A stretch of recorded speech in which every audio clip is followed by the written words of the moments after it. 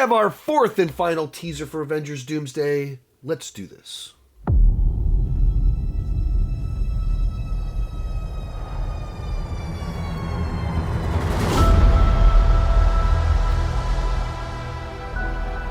I've lost everyone that matters to me.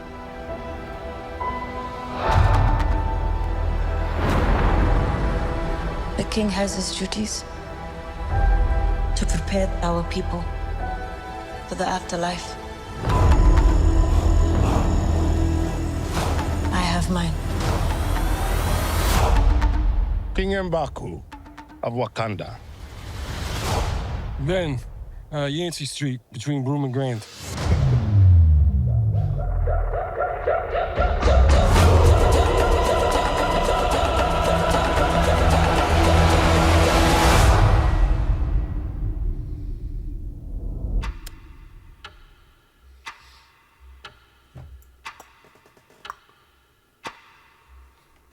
Alrighty.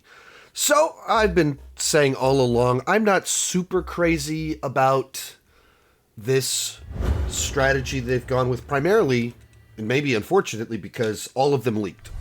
All four of these teasers leaked, in which case, was it 2 weeks ago? On Twitter, they were throwing up images of the Thing and Wakandans. So the whole payoff of this, the whole, like, what's this one going to be about?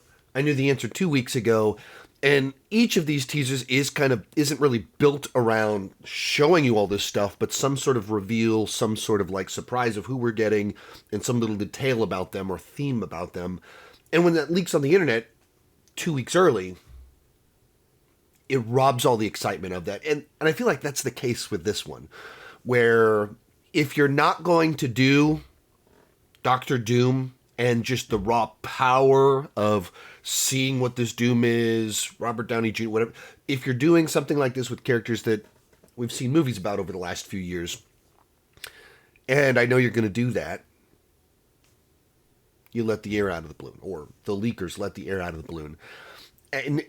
But even kind of beyond that, even if it released the way it was supposed to, people on the internet, the handful of people that went to go see Avatar, or, I mean, it wasn't that small of a number of people, but it's not an event anymore. Fourth weekend of Avatar is not a cultural event. It's just the fourth week of Avatar. That number of people go see it and they go, oh, this one's about Fantastic Four show up in Wakanda.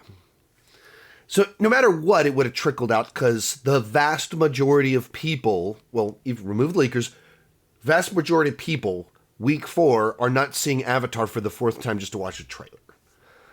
And I just don't like this strategy. I think it's disrespectful to everyone involved. It has been kind of fun to have a Marvel trailer that people care about every week. That's kind of been fun.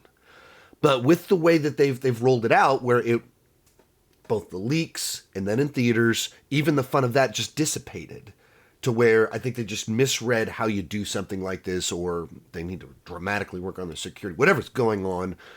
It hasn't played out nearly as exciting as it should have been. Though it is nice to be able to wake up on Tuesdays and know what video I'm going to make for the day and know that people care about it. What did I think about this specific teaser? It felt, because there's no history with the Wakandans and Fantastic Four in the MCU, it feels like it kind of rings a little bit hollow because it's just kind of like it's just a random, like, hey, here's my name. Which is, I feel like, isn't that like a go-to MCU joke of people do the welcome and then someone says they do that joke all the time in Marvel movies. So their big payoff for this is like the most overplayed MCU joke there is, and that's what they went with. So I don't know, this especially coming off of the X-Men last week, which was like hit all the right nostalgia buttons, jangled all the right keys to actually get me like, all right, I get it. Yeah. All right. Is that going to put a big grin on my face? Yeah.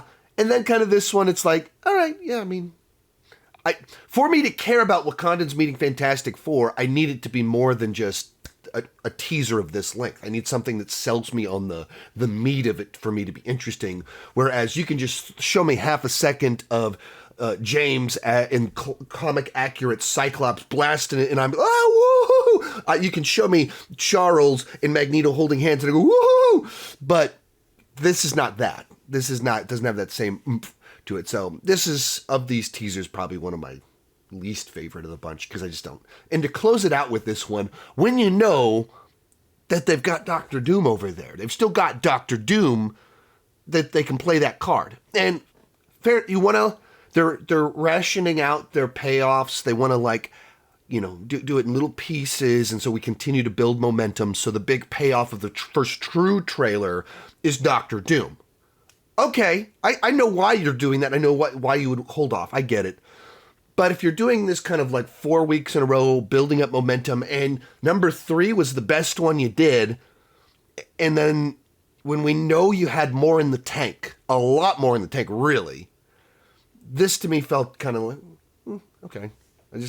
There's not too much to it that's all that interesting.